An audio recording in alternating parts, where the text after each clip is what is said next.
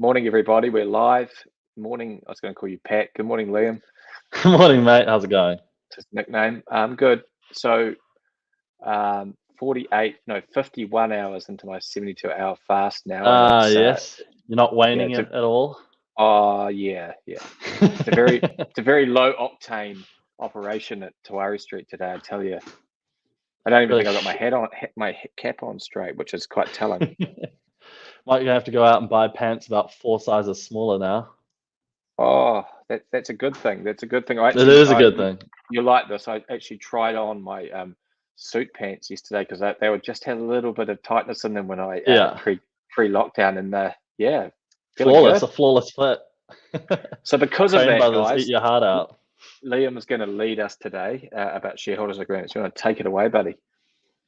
Yeah, absolutely. So as we talked in our last video, a shareholders agreement is a document that you'll probably encounter with your lawyer when you start thinking about incorporating a company, particularly so when you're coming to them with more than one shareholder, or you definitely think that in the future you're going to be having some further shareholders on board. For example, if you need a cash injection.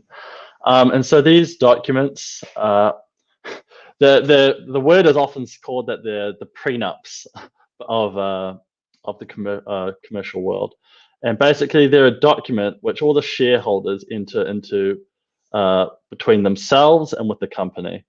And so what this document aims to achieve is really regulating some big ticket items which the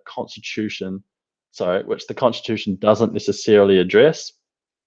Whereas the Constitution kind of regulates directors' duties and kind of offers sort of parameters. The shareholders agreement can actually address in a bit more detail specific and unique ways that the shareholders, have decided to agree to run the business. And so that can look in a couple of ways. It could be how you decide to control or govern the business, i.e. how directors are going to be appointed, or it could set out things like veto rights. So for example, the document might like to say that you need to have 75% of shareholders to agree that further borrowing over $50,000 is allowed. And if you don't reach that, then the borrowing can't go ahead. It could also address things like disputes and exits. So shareholder disputes, again, this is sort of where the prenup part comes into it. It's sort of you can outline really however you guys best think for the company a shareholder should either resolve the dispute or leave it, whether that's sort of being bought out or otherwise. Again, it can deal with. And you don't really want to be too.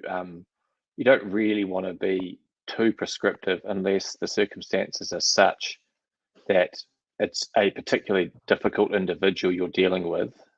So your client is the person dealing with this, and then you might, from past history, think they need to be regulated in a very prescriptive, heavy-handed way. But it's usually ill-advised to have.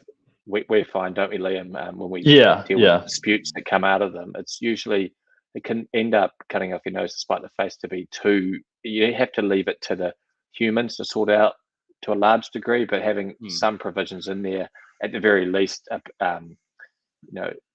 for determining having a process loosely that the parties must comply with if one person wants to leave or if there's an issue with one of the shareholders.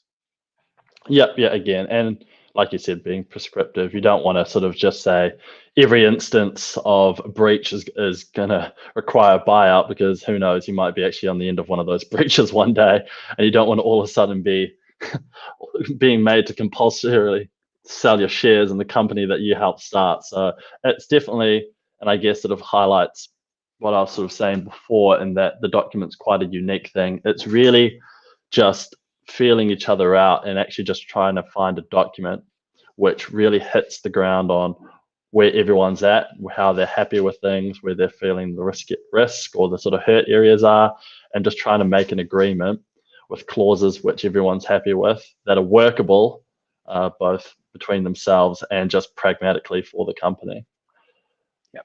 it can also then, so those are kind of like those big ticket items. I'm sure there's more, but again, it's quite an intense process when you go through your lawyer, and they'll point out a lot of them.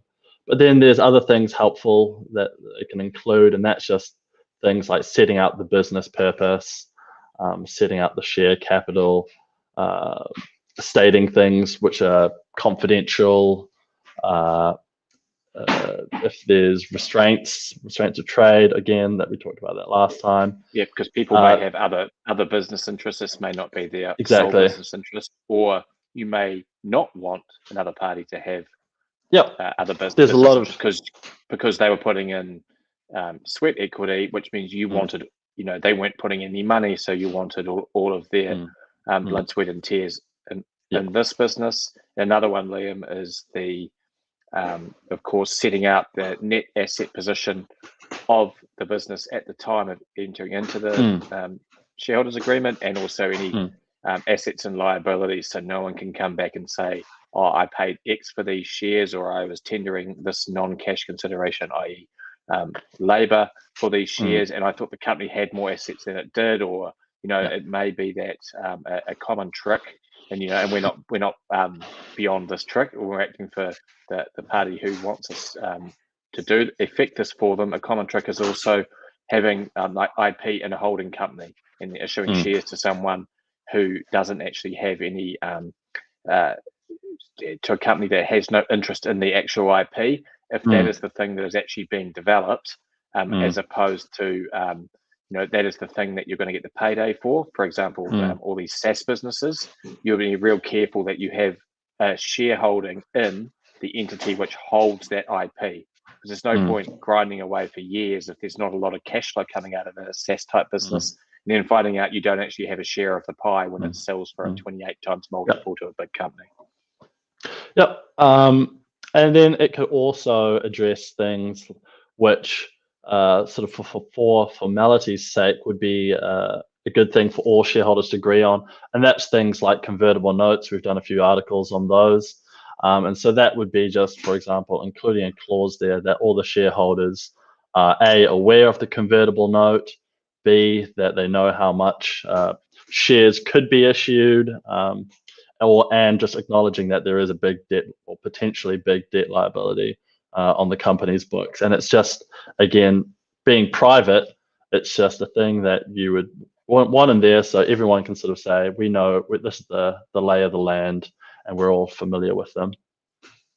You also want to, on that similar note, Liam, like the one we're just doing for our client at the moment together, we want to if there is some sort of maybe slightly out of the ordinary transaction involved with the setup of the company, like for example, where we're without naming any names, assisting a client to pull some assets out of a company he previously was involved with another party who's also coming into that company. You'd want to document in the shareholders agreement that all of the shareholders, including the ones who weren't involved with that particular other company, all consent is, to the, obviously there's some interest of the directors, but also just a general disclosure and best interest of the company, and all of that is actually covered off in the shareholders agreement. So it's not just a shareholders agreement, it's just a label. It's not just a document that has to deal with certain mandated or more typical things. It can also bring in other issues that need to be consented to and kind of covered off and agreed, importantly, between the shareholders.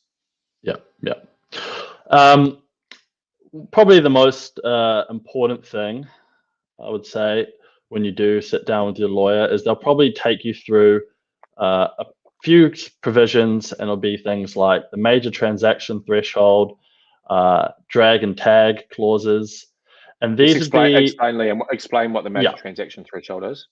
Yeah, so basically, if the company was to acquire an asset or sell an asset, which is more than 50% of its value, that's considered a major transaction, and the threshold that you set in that shareholders agreement is what's required to put that sort of transaction through. Now there It's is a default. Minimum of 75, right? Yeah, there's a default position under the Companies Act, which is 75. So if you want to be more than that, you can increase that. And the drag and tag clauses. Just staying with that quickly, Liam. Why is that important? What's the purpose of that scheme, of that provision, and why is it important? And practically, just talking without naming names from some of the transactions you and I have worked on together, how does it come into play? Well, it's obviously important because, I mean, the shareholders basically representing, basically being the company. You don't want to be caught out with an investment, and all of a sudden that's investment, basically, like say you sell off a huge bit of machinery, and that company is basically now redundant, and you don't want to sort of be left as a minority shareholder, for example, holding the baby, and all of a sudden you have a company without its biggest asset, and that can really defeat the whole investment opportunity for you. So it's a protection mechanism for largely minority shareholders to make sure that there's a duty on the majority of shareholders to consult with them if any major transaction, i.e. transaction that really affects the company, is going to take place. They need to have a say in it. And there is other law around the Companies Act about them being compelled, etc., etc. We won't get into that for now, but suffice for you guys out there to know for today that if you're a shareholder in a company, and if that company is going to acquire or divest a transaction which is over half the book value of the company's assets, that's defined as a major transaction, then you're going to need at least 75% of the shareholders or higher if it's modified in the shareholders agreement. Yeah, exactly. And the way these ratios are geared, particularly the drag and tag, which we'll get into, depending on which party you are, whether you're the sort of the founding party, so more likely going to be the majority shareholder, or if you're a minority shareholder sort of coming in. Now, if you're that founding majority shareholder, you're going to be wanting those ratios basically in your favor. So you're going to be trying, obviously there's negotiation, there's give and take, but ideally I think you need to just explicate a little bit more what drag and tag is, and maybe I missed it. Yep. No, so drag and tag, fine.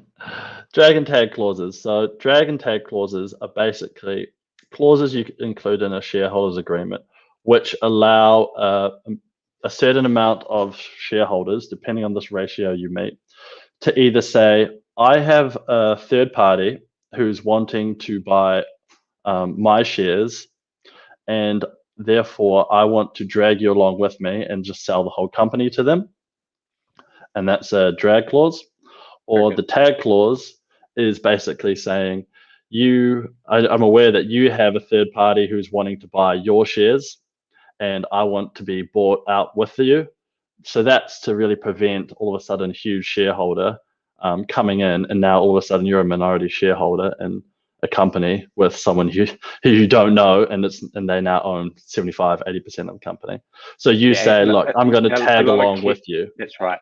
A lot of care needs to be taken, doesn't it, Liam? Because that intersects with the whole obviously first right of refusal to buy out, and in some shareholders agreements you'll see that drag and tags will apply notwithstanding that first right of refusal, and others that say they must be offered to the other shareholder first. And so get proper advice when you are entering into a shareholders agreement, and because the devil is in the detail. And we've had people come to us, other lawyers have drafted shareholders agreements and said, oh no, but he has to offer them to me first. And you read the clause and you're actually like, no, he actually doesn't. He can just drag you along with him and sell on the open, to a third party. And you're left in a situation when you can't take control of the company that you might have spent years of hard work building up with this other person or other people. So that was a great explanation, Liam. Thank you. It's a difficult concept to explain. Everyone throws the term around, get some drag and tag in there. And half the time the person actually says it to you doesn't really even understand exactly what they're agreeing to. It's sort of a subtle, the sort of subtle two sides of the same coin kind of thing. But and so what else do you really kind of shareholders? It sets out things like permitted disposals. So often,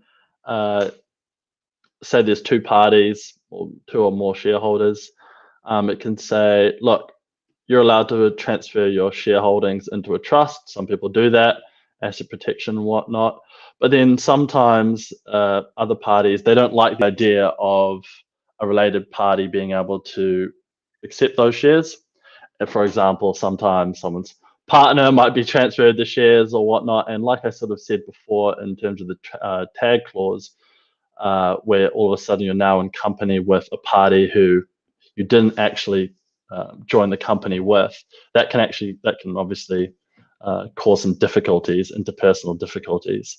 So you might want to restrict those related party transfers and just say, look, you can only transfer them to a trust, your trust. And that's exactly right. So what Liam's saying there, in other words, and to give you a practical example, is if two people build up a company together and then one of them dies, they probably didn't intend that person's spouse actually came in as an active shareholder. So often what there'll be a clause which says that those shares are to be paid out for pursuant to an insurance policy over that person's life by the estate, and then you continue. That's quite a good way to deal with it. Sometimes though, you will be happy with that person staying in. You might have some parameters in the shareholders agreement essentially making them passive. And it can be a real problem if you don't have any of that, and then the spouse takes over and they had no interest in the business. Say you've been working at something, and it's very in vogue at the moment, but like a SaaS business for quite a long time, and it hadn't reached the point where it had MVP, so minimum viable product, and it hadn't reached the point where it actually could generate any real revenue, but huge amounts of sweat equity had been put in by everyone. Massive hours, and then if the spouses come in and then you look at the actual value of the company at that point, it might actually be in balance sheet terms very low, but but you are only inches away from the tipping point where the value of the company could be enormous because of how those sort of businesses work. So not to be what's the word, burdened by having it doesn't have to be a spouse, could be someone else, come in and actually not just have an executor that not have the same DNA that you do for how the business should be dealt with and run. No, much better put. No, it's just you did it beautifully, really eloquently. It's just a different point around the practicality of it, just from having done this for years. And I think finally, to my mind, just one of the more final big points is, like you touched on earlier, was a thing called preemptive rights. And so basically what that means is before shares can be issued or sold to third parties, if there is a preemptive right clause in this agreement, basically what that means is you either have to issue those shares to your shareholders first, or sell your shares to those shareholders first. Now, again, it's a unique thing. You can change how it's done, but in terms of the shareholders agreement, one thing that we regularly see is its interaction with the Companies Act. Now, there's certain positions under the Companies Act, Section 45, for example, which means that if the board decides to issue new shares in the company, the board's actually allowed to issue them approved by the shareholders. They have to issue them in accordance with the actual shareholding. Now, you can actually modify that under the shareholders agreement if you want that flexibility to be able to issue shares to other shareholders in different proportions. Now, that results in something called dilution of a shareholder. So, for example, if Shane and I had a business and we each had 50% each, and then all of a sudden he issued himself more shares, my shareholding's now reduced or diluted. But that's another thing that your lawyer will discuss with you, just that interaction of certain provisions under the Companies Act, which you can modify under the shareholders agreement to allow things like that. An important distinction as well, that's preemption over the issue of shares into Section 45, not over the transfer of shares. So while Section 45 will prevent existing shareholders from being diluted, of course, the board can issue those shares. So the board can do it and dilute you down. But the problem is that you can issue shares. One of the shareholders can issue shares to a third party. Start again. one of the shareholders can transfer their existing shares to a third party, and you have no control over that. And there's nothing in the Companies Act about that. And there's rampant confusion, even with lawyers, unbelievably, as to preemptive rights, particularly like, say, a lot of conveyancing lawyers who don't do a lot of commercial work and maybe dabble every now and then, or think, oh, it's, I'll just do a shareholders agreement. Well, it's not, there's not that many things that can really trip you up, but that is definitely one of them.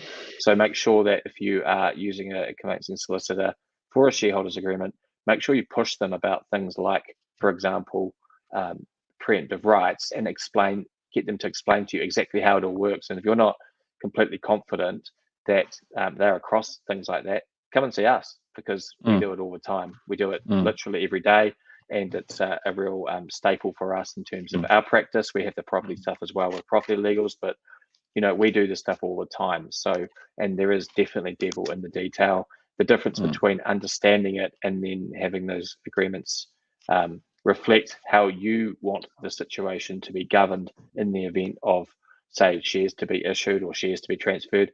It's the difference between, it's night and day in terms of the actual practical effect or consequences of how those documents set out what is to happen. So definitely come and see someone like us. Yeah, and I guess the final thing I'd add on to that is just that it's not actually just those who are starting up companies as well. The whole point of a shareholders agreement is to reflect the agreement, understanding of the parties, which can naturally change over time. So you definitely don't want to be operating a company, even if you have a shareholders agreement, which was last looked at 10 years ago. So basically, you always want to make sure that you're keeping that updated, keep cutting any sort of things which are unnecessary, updating things like the share capitals and any sort of things like we talked about before, like convertible notes, acknowledgement of those, or any sort of peculiar transactions. You just want to make sure that document's actually utilized and living, breathing document, as they're sort of colorfully put. That's a great point, is that it has to mimic the flavor of the relationships at play at the time. So what we often see is people start up a company and they don't want to spend a fortune with lawyers, which is completely understandable. So they spend a couple of grand with a very pro forma basic shareholders agreement. The one we did at the end of last year, Liam's a good example of that, which turned into almost litigation. And so very vanilla pro forma document, very little meat on the bones, and which is fair enough, because like I said, the parties don't want to spend a lot of money when they first start out. However, there's two situations broadly where a shareholders agreements come to play: if things go terribly, or if things go bloody well. Okay, and in between is not usually a reason to get your shareholders agreement out. Although there are circumstances where that may be the case, but it's usually if it's gone really, really badly and a lot of money was put in, people are trying to see if there's any way that they can salvage any of their money back, or start up some sort of claim against the other shareholder because they were going to strip clubs every afternoon and not doing any work, when the other guy is working 15 hours a day and it was all his money, and he wants to bring some sort of prejudice claim against the shareholder. Or, in the event that if they start making tons and tons and tons of money, people start to look at each other and go, I did more than you, I should have this and this and this. And the shareholders agreement comes out. And if it's still really vanilla and pared back in a way that it doesn't really fully encapsulate what the parties intend as the company progresses and grows and becomes more successful, that can be an issue as well. So we'd recommend updating it every 2 to 4 to 5 years, conservatively, to make sure it actually reflects exactly what the sort of blueprint, just the trajectory. Yep. Just one other thing, Liam, the services agreements and so you explain what services agreements are and how they can, and link that into maybe a little bit around actionable breaches of a shareholders agreement, forced to sell shares, bad leaver provisions. We'll wrap it up, I think. Yep, cool. No, so services agreements basically are just a document that a shareholder would enter into with the company, which just clearly sets out the roles that company is expecting of them. To put it simply, sometimes that's for consideration of the shares in the company, say that they're going to do sweat equity to actually get those shares.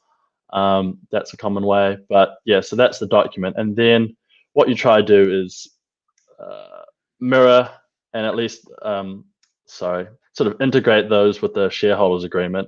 So you would say, for example, under the shareholders agreement, these are deemed breaches of the shareholders agreement, and in that clause you would reference breaches under the services agreement, i.e.